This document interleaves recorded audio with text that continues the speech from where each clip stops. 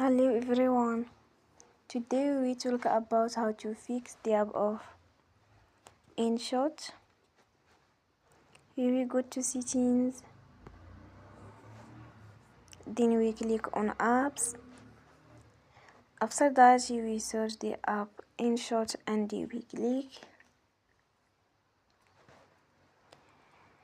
We will on for stop. After that we go to storage. Then we click on clear cache. In the end, you will turn your Wi-Fi and you will turn again. Don't forget to support us by like and subscribe. See you next time and thank you for watching.